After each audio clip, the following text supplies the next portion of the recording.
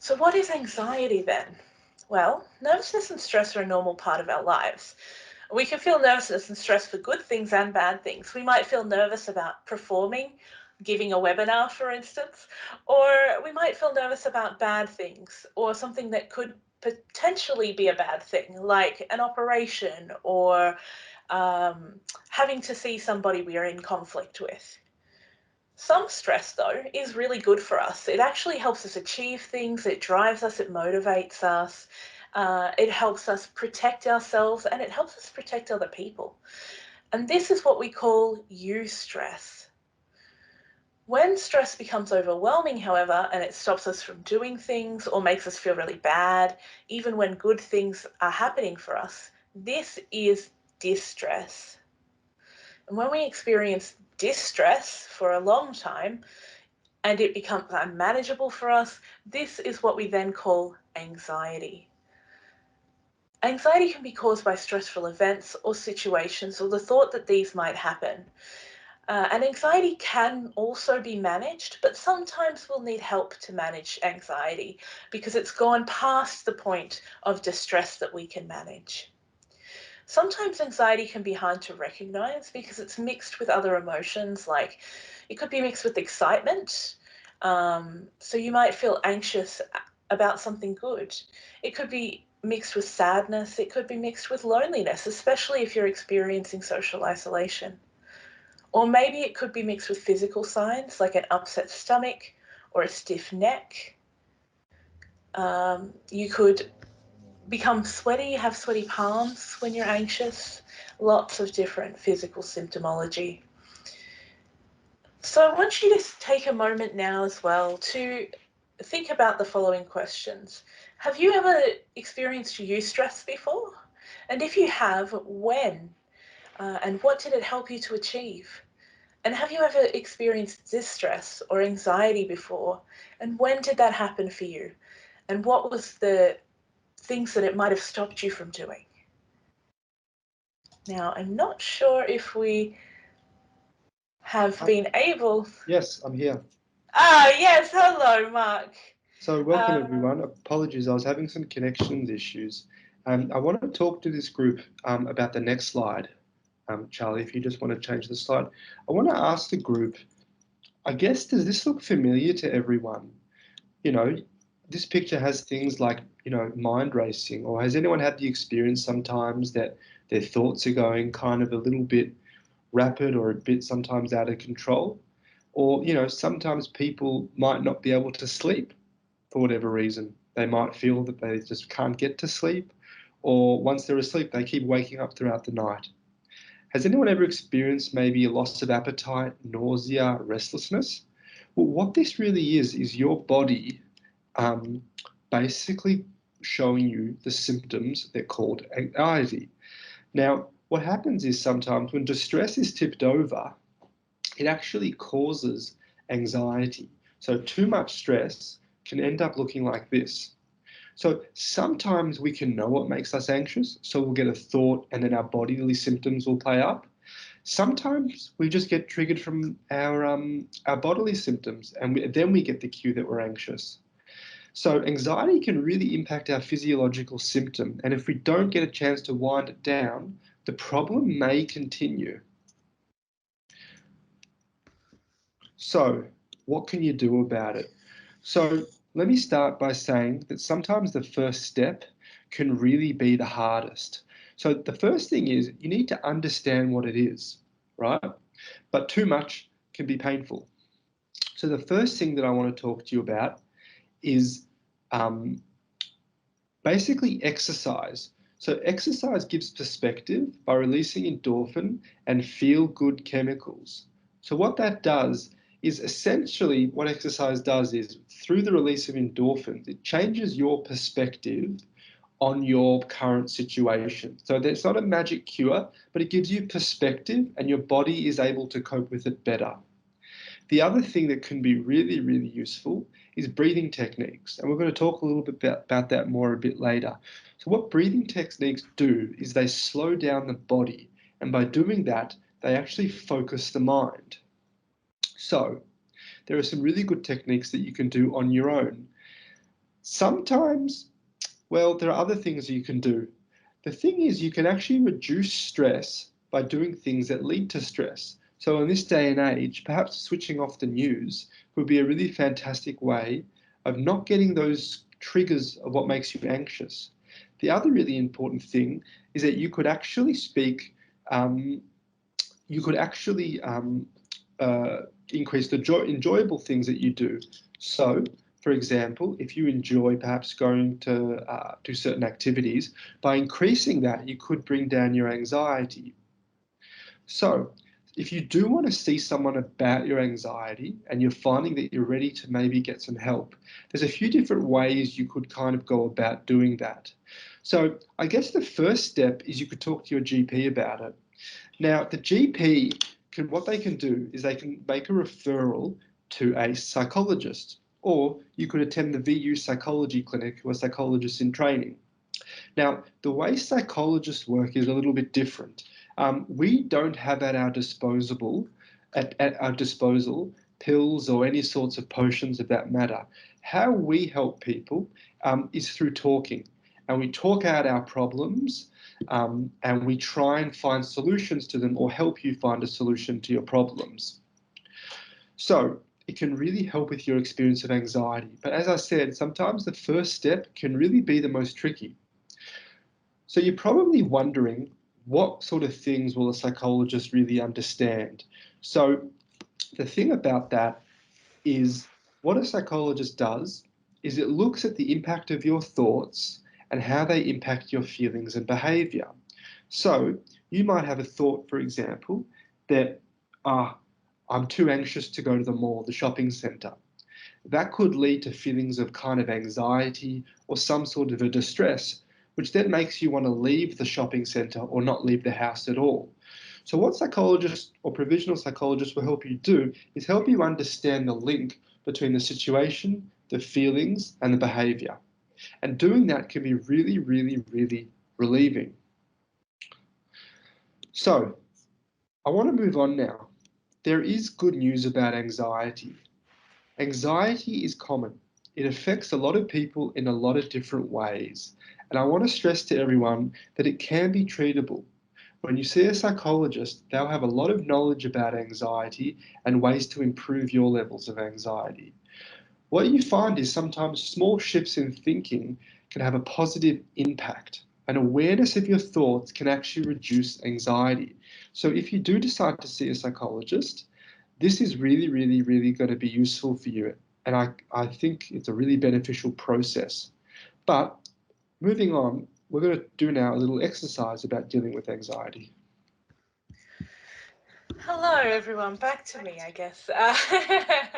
So we have a couple of exercises for everyone to try during this webinar today. So the first one that we're going to try is called the 5-4-3-2-1 technique. So when you're feeling overwhelmed or anxious and you're in busy situations, taking a few minutes to sit quietly and try this exercise to help ground your thoughts and bring you back to your present self can be really helpful. So I want you to try this exercise as I talk you through it today. Before starting this exercise, I want you to pay attention to your breathing. Take slow, deep, long breaths, and that can help you maintain a sense of calm or help you return to a calmer state if you're feeling anxious. Once you find your breath, I want you to go through the following steps to help ground yourself as I call them out to you. So take a few deep breaths now. Breathe in, hold the breath, and release it. And one more, breathe in, hold the breath, and release. Now, I want you to extend your senses outside of yourself and acknowledge 5 things that you can see around you. You might see a pen, a spot on the ceiling, anything in your surroundings. I'm going to give you a couple of minutes now to extend your sense of sight out and look for those things.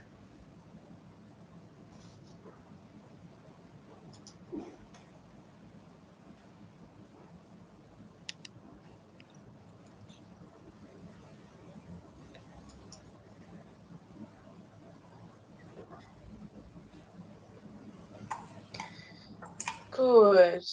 Now, you might have found some, maybe you haven't found all of them, but when you're trying this at home, make sure that you try to find 5 things. Now, we're going to extend out our sense of touch. Acknowledge 4 things that you can touch around you. It could be your own hair, a pillow, a couch cushion, the ground under your feet, your clothing. Just take the time now to extend your sense of touch and acknowledge 4 things that you can touch. While you're doing this, be sure to maintain that breath. Breathe in deeply, hold the breath, and let it out.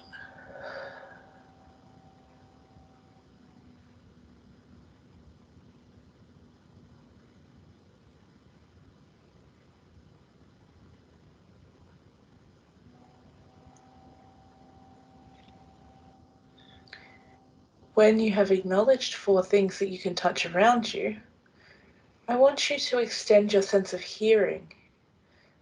Extend out all the senses that you have for hearing.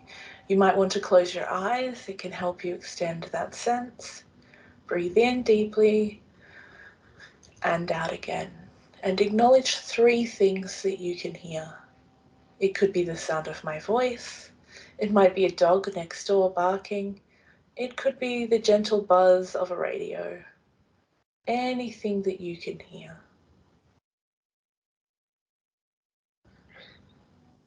Remember to continue breathing as you acknowledge the 3 things that you can hear.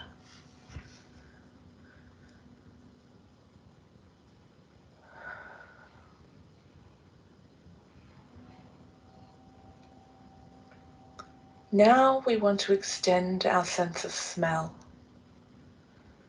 We want you to note 2 things that you can smell. It might be the fresh air coming through your window, the smell of your bedroom or soap. It could be a smell of flowers or rain. Or for me, it's the smell of a scented candle I have currently burning in my room.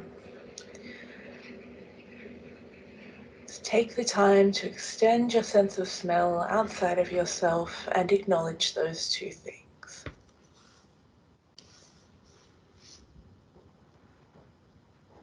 Once you have acknowledged 2 things that you can smell, I want you to take some time now to think about your sense of taste. Acknowledge 1 thing you can taste. It could be the inside of your own mouth. Does it taste of gum or coffee or a sandwich that you had for lunch?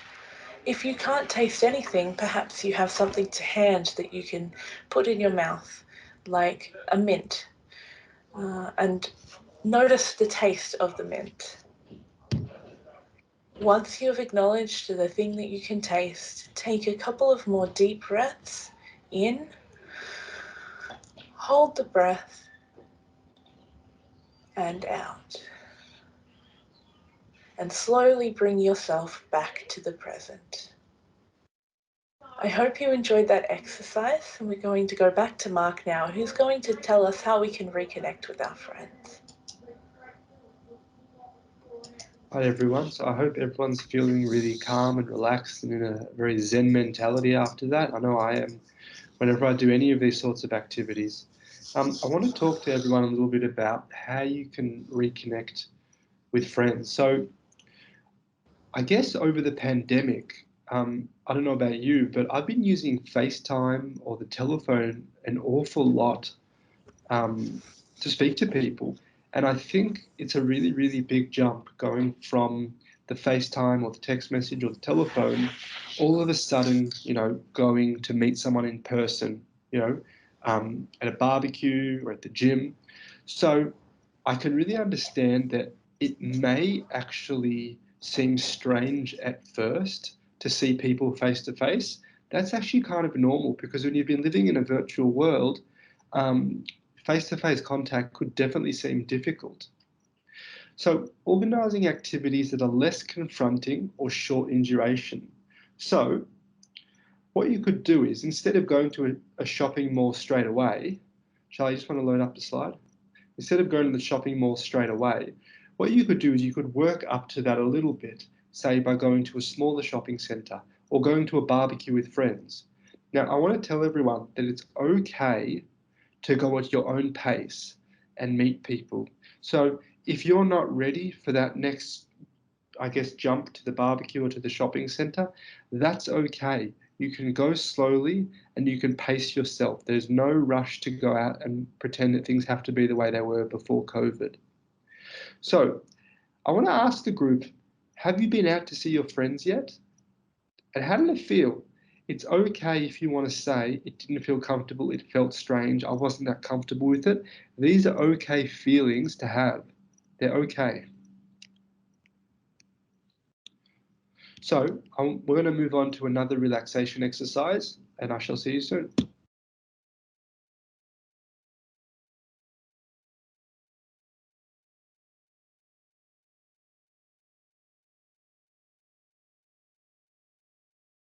You're on mute. Yep, that's something that happens. I think we've all experienced that during lockdown. Sorry about that, everybody. I'm having a little bit of internet connection issues, which is why the slides might be a little slow for people. So the next relaxation exercise that we want to try is called progressive muscle relaxation. Perhaps you've tried something similar before. It's more of a deep relaxation, similar to a meditation, but what it does is it helps us to notice and control the feelings of tightness and tension in our bodies, which we often feel and experience with anxiety. So as I said, this is a deeper relaxation than the 5-4-3-2-1 technique, which we just tried, and it can be used to help relieve stress and sleeplessness. So if you're somebody who finds themselves becoming sleepless with anxiety, sometimes we have thoughts that race, especially at night as we're trying to settle. This can be a really good exercise to help you with that. So to begin, I want you to please sit comfortably in a comfortable position. You can also lie down if you want to do, and close your eyes if you feel comfortable. This one is again following the sound of my voice, and I'm going to guide you through this exercise now. So to begin, we want to take a deep breath. Notice the feeling of air filling your lungs, and hold the breath for a few seconds. Now release the breath slowly and let the tension leave your body. Take another deep breath and hold it. And again, slowly release the air. Even slower now. Take another deep breath. Fill your lungs and hold the air. Slowly release the breath and imagine the feeling of tension leaving your body. Now, I want you to move your attention to your feet. Begin to tense your feet by curling your toes and arching your foot. Hold on to the tension and notice what it feels like. A little bit longer. And release the tension in your foot. Take a second now to notice the new feeling of relaxation there. Next, begin to focus on your lower legs. Tense the muscles in your calves and hold them tightly. Pay attention to the feeling of tension.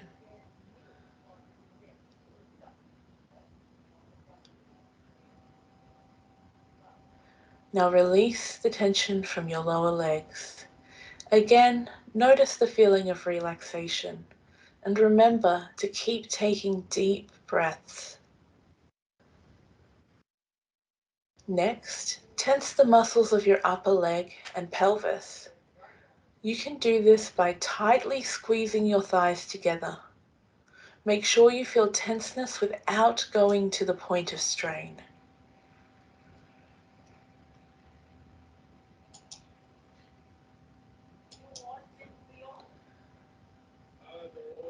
and release, and feel the tension leave your muscles.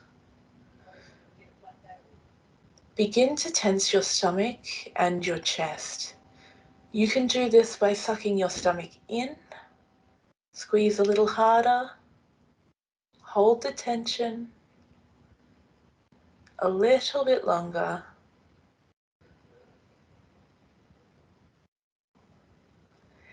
and release the tension. Allow your body to go limp and let yourself notice the feeling of relaxation. Continue taking deep breaths. Breathe in slowly and notice the air fill your lungs and hold it. Now release the air slowly and feel it leave your lungs. Next, tense the muscles in your back by bringing your shoulders together behind you. Hold them tightly, tense them as hard as you can without straining, and keep holding. A little longer.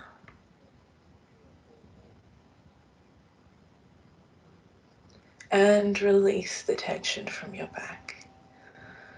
And feel the tension slowly leaving your body, and the new feeling of relaxation that replaces it. Notice how different your body feels when you allow it to relax. Now I want you to tense your arms all the way from your hands to your shoulders. Make a fist and squeeze all the way up your arms. And hold it. And release the tension from your arms and shoulders. Notice the feeling of relaxation in your fingers, in your hands, in your arms, and in your shoulders. Notice how your arms feel limp and at ease. Now I want you to move up to your head and your neck. Tense your face and neck by distorting the muscles around your eyes and your mouth.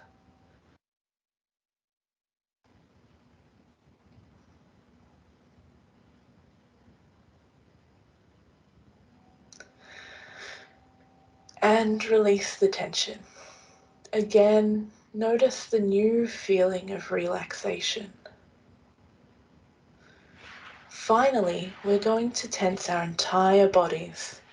Start by tensing your feet, your legs, your stomach, your chest, your arms, your head and your neck. Tense harder without straining. Hold the tension. And release. Allow your whole body to go limp. Pay attention to the feeling of relaxation and how different it is from the feeling of tension.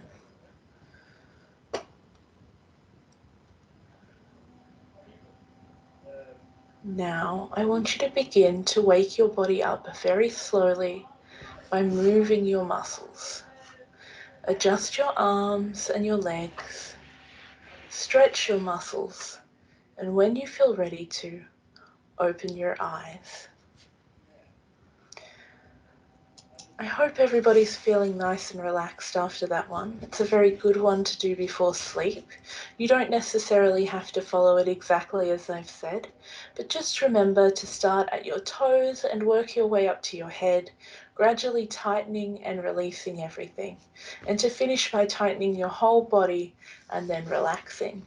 It can be very good to do when you, as I say, need to sleep, or if you are in a place where you're feeling particularly stressful and you're trying to relax.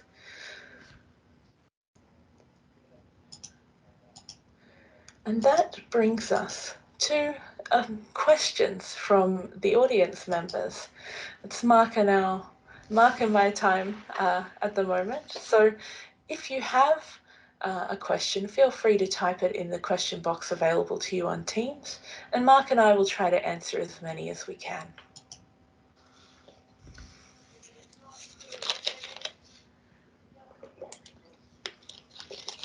We had a few pre-questions come in, so we might start with one of those while we give you some time to type those out. One of the questions we had is, I have a big event coming up and I don't know if it will still happen. How can I better sit with the uncertainty? Mark, do you have any tips for this question asker? Yeah, I think being uncomfortable in that situation is normal. So you kind of got two options. The first option is you can stay at the event and you can try and tolerate the feelings of uncomfortableness and keep going. Or you have the option of not going. But the problem is that not going is going to reinforce your anxiety. So I would encourage you to go to this event. Be aware that you might experience some discomfort and try and calm yourself down a little bit and work through the night as best you can. But also know that if worst case scenario, you can leave. So I would take it slow and I would encourage you at your own pace if you want to, and if you wanted to go, to go. Yeah, Mark, I think I have to agree with you there. And as we talked about before, the grounding technique that we showed you, the 5-4-3-2-1 technique, is quite good when you're in a situation where you're feeling a little overwhelmed. If you're at an event, try and take a moment aside to yourself if you're feeling overwhelmed and give that one a try and see if that helps you get back into the fray and back to talking to your friends. Okay. Do we have any? I don't know if we've got any coming through, but we have a few from prior to the session today. So another one we have here is, how do I process fear about loved ones in my life who are higher risk?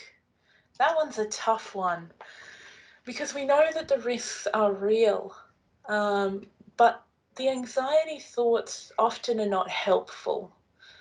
We can worry and take precautions when we go out. We can take precautions when we're seeing other people. But if the anxiety that you're feeling around those things becomes overwhelming, then what it's actually doing is hindering your ability to live day to day. In that case, and if you find that that's the case, I would recommend reaching out to a service such as the Victoria University Psychology Clinic, because we're there to help you work through those feelings, to talk about those risks and to help you manage them in a realistic way. What anxiety often does is it makes us be over cautious or deal with things in an unrealistic way. And so if you're noticing that that's happening, that might be a good time to reach out for help. Mark, do you have any other comments there? No, I agree with that. I mean, I think if anxiety is overwhelming for you, anxiety can be a pretty painful kind of affliction. And I think if it is overwhelming, I guess in the short term, it's a good way to manage it, I think, definitely. Is there a third question there, Charlie? I believe so. Where can people reach out for help? That's a great question. Thank you. So I think it's great that you've raised that question, and it really depends on how comfortable you feel. If you have a really good relationship with your GP, sometimes what you could do is tell them, and they can write you a referral to a psychologist or even the VU psychology clinic.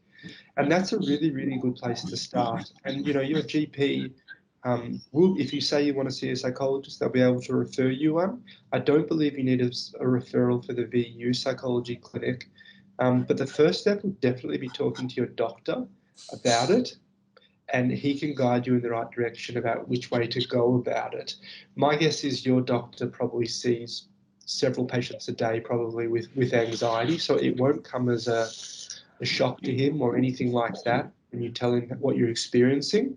So I would encourage you to do that. Yeah. So Mark, I agree there. And I think GP can help you access a mental health care plan, which will allow you to get a certain amount of visits through Medicare, mental health care visits through Medicare.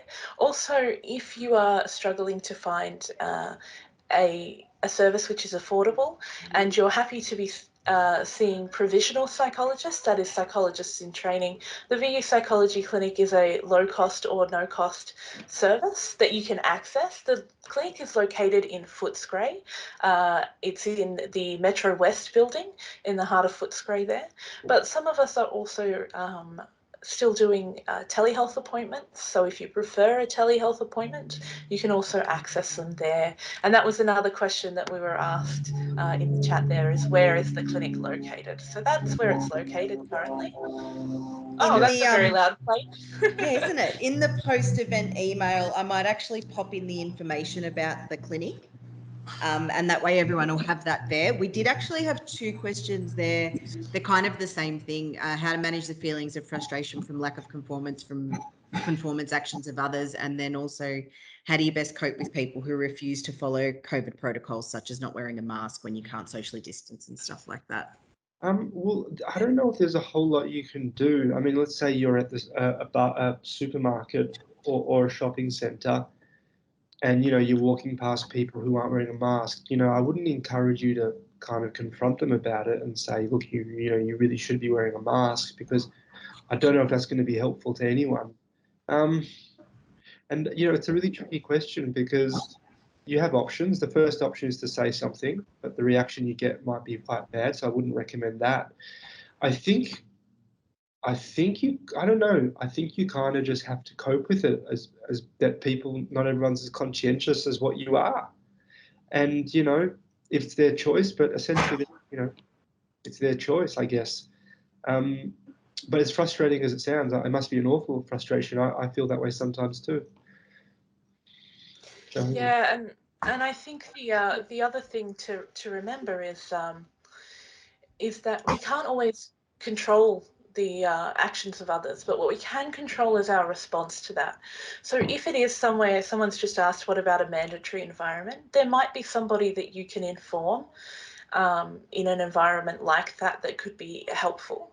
But the other thing to do is to manage your response. So if you're finding yourself anxious around those people, try and move away from them. Try and calm yourself down and move yourself into a place where you're experiencing less stress. And if it does happen to be people that you know, and they're people that are not respecting your boundaries, the important thing there, if they're friends or family members that aren't respecting your boundaries in your personal space, is to just gently ask them to do that and assert yourself in that way.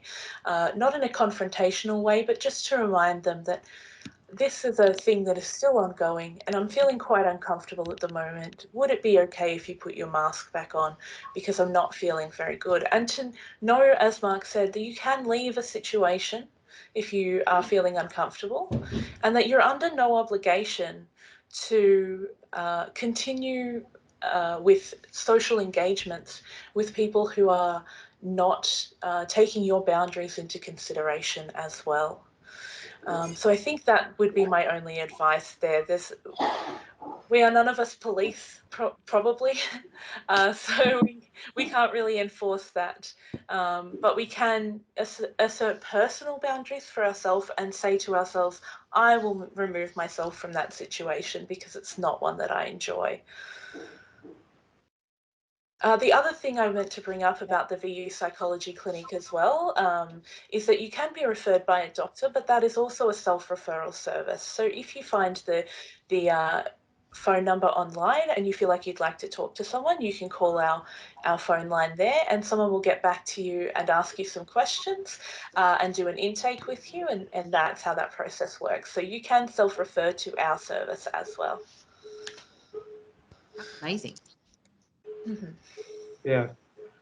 So there's a question about being mandatory. If it is mandatory, there are people out there who enforce it. So there are COVID marshals and there are people who work at the airport, and really it's up to them to do their job and make sure that doesn't happen. That's not necessarily your job. So I'd leave it up to the people. So if you're in a shopping center or a shop, it's really up to the shopkeeper to encourage them or tell them to wear a mask. And I would refrain from doing it. Even in an airport, there will be COVID marshals there, and I'd like to think someone would say something. Yeah. All right. I think that's all those questions there addressed. So I'll just leave it open for another minute in case anybody else had anything else they wanted to address. There was no other questions we had beforehand, were there? I think we covered everything. most of those. Yep. Yeah. All right, awesome. Thank you so much, everyone. I'm going to bring the session to a close now. Oh no, we've got another one just come through now. Where are we? What would be a good starting point if you don't want to go to large events? What you could do, Go ahead, Mark. if you don't want to go to a large event, you can build your way up to it. So I don't know what the large event is, if it's a concert or a party or anything, but you could kind of, if you got a bit notice, you can kind of sensitize yourself to it. So you should first maybe go to a gathering with a few friends or a few people, and then you can build your way up to it, and see how you go. So kind of with steps, you can kind of get better. Yeah, so Mark mentioned this before as well. He talked about slowly exposing yourself to things that cause you anxiety.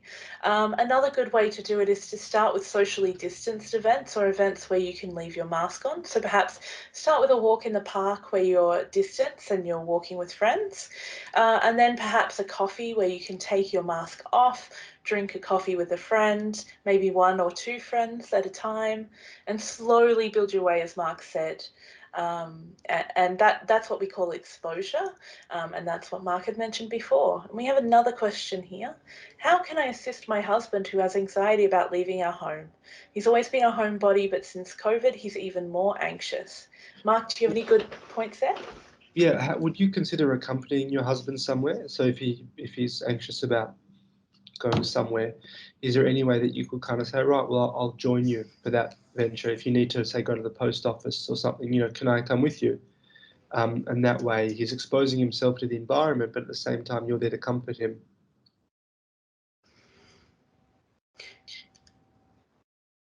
You always go out together. Well, I think you can just comfort him as best you can. If he's starting to get anxious, you can try and hold his hand, and just be there with him. And just, it's more about crowds. Look, to be honest with you, people get anxious about crowds before COVID. Crowds is, I think, by virtue, people get anxious by. So that's not that abnormal to me that someone sounds anxious around big crowds. I think it's definitely exacerbated from COVID, but it's not that unrealistic that people don't like going to crowds. Could you be more specific about what type of crowds?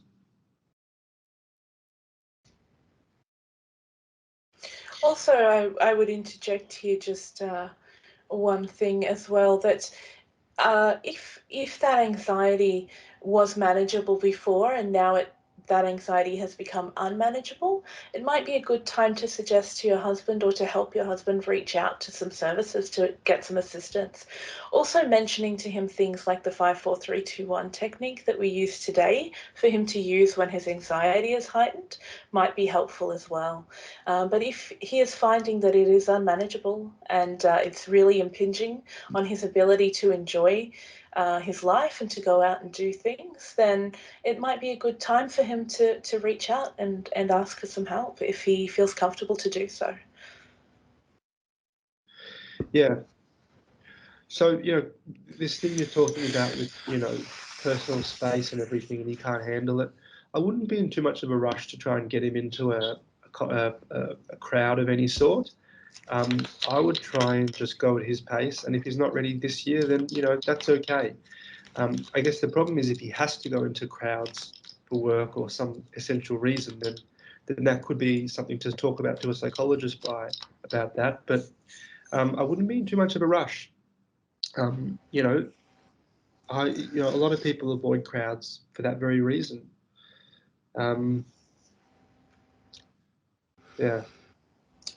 Yeah, and that kind of shaping we just talked about before, the stepwise process of slowly re-engaging with more and more people, that might be helpful as well to use in that situation. And as you say, you're not really eager to go out and into crowds yet either. So trying it together, that stepwise process, I think might be really good, the one that Mark mentioned before.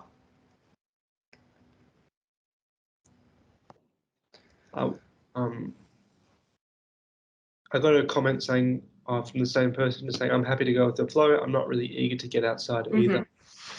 I think we've all learned that to be, I don't know, there's a lot of anxiety as well, but I think with that, people are learning to be more comfortable with themselves as well, because they've had to be. So, yeah, if you're not eager to get outside, that's okay too. Yeah. Thank you for that question. It was lovely. And it's lovely to hear from all of you and to answer your questions. We've got another one. Anxiety when you do have an exemption, just listening to people's frustrations around this. That's a difficult one. Because, you do have the exemption and people often, especially when it's an invisible disease or disorder, people often have difficulty there at all times when they're dealing with disability and there's marginalisation there. So acknowledging the fact that, yes, that is a difficult situation. I think the advice is very similar to the advice we've given elsewhere when it comes to anxiety. I would try to expose yourself slowly, be gentle with yourself, know that sometimes confrontations might happen, that you don't have to stay in a situation which is confrontational or argumentative, that you can tell people, I'm sorry, I have an exemption, and be quite firm about your boundaries. And if you are finding that the anxiety again is overwhelming, reach out for help. Ask for help from your doctor or ask for help from a psychologist. How do I deal with my anxiety when I see someone who's, it sounds like it's, someone just liked that comment. Okay, so does anyone else interested in asking questions? Or maybe I could even ask the group a question. That obviously I'd like to take a giant step back. I don't want to seem rude, but I'd like to take a giant step back. What do you mean by that? When you're around somebody without a mask who does have an exemption. Oh, Sometimes you can say to them, I see you have an exemption and I just would like to socially distance at this time, just to make sure we're both staying healthy. That can be a really good way to do that because you're helping, you're helping them as well as yourself when you do take a step away from somebody who is not able to wear a mask, because you're giving them the space to ensure that that transmission rate is low. So you could just say to them, I'm sorry, but for both of our safety, I'm just going to take a step back here so that we are socially distanced, and just be very empathetic and be polite about it, I think, and let yourself take those precautions that are available.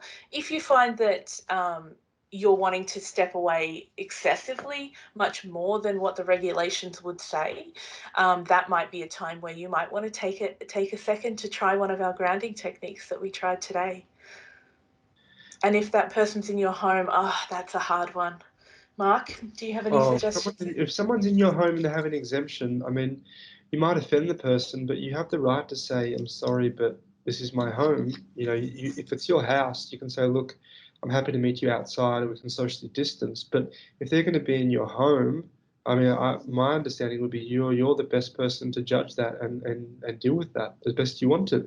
So yeah, by all means, I'm sorry, but I'm not comfortable with this. Let's go for a walk or let's sit out at the park or do something. Is there an easy way to confirm when someone has an exemption? I don't know. I think there's a badge. Is there like a sticker or something that you can wear that you have an exemption? Yeah, most people have mask exemptions. They've got those badges. Yeah. It depends. Like if you're in a council facility, there's obviously rules around people being vaccinated and stuff. So it would be, obviously, if someone's coming into your home, that's up to you to ask them if they've got exemptions for things. But if you're in, business spaces or retail or anything like that, it's not, like we're not encouraging people to be asking people in facilities for confirmation of any exemptions of any sort. That's obviously policed at a different level. And I think that's a bit outside of our bounds to be able to answer as well. Mark and I are provisional psychologists, so we don't have the most up-to-date information for you about health checks, recommendations, all of those kinds of things. The best place to go for that is the regulatory boards. And I think whichever business space you're in, obviously speak to the business owner or the shop owner or whatever facility is that you're in. If it's your house, then obviously that's your space. You can make the rules on who can come in and out of the home with exemptions or without exemptions. Mm-hmm. Another one. It's very stressful to ask a stranger whether they have an exemption. Oh, it absolutely is. And the problem is you don't know how they're going to react as well. Some people get quite, might take that personally as well. So, I wouldn't, it's up to you, but I personally wouldn't ask someone if they have an exemption. I would just move away. Yeah, that's increasing stress for you, and it's increasing stress for the other person. So, if you can move away, and if you're in a place where there are people taking care of that, then they will spot that and take the due action. And again, the grounding techniques are always helpful to use. So if you do find that stressful, and you find that your anger or your anxiety is rising, if you're on a train and you can't move away. If you can't move seats, then usually there'll be someone checking that. You'll have, people coming through checking tickets and things like that. But do your best with keeping yourself safe, and practice those grounding techniques that we talked about. If you're feeling stressed, try the 5-4-3-2-1 technique. Try to extend your senses beyond the person who you're focusing on, and that might help you bring yourself back to yourself rather than focusing so much on somebody that is near you.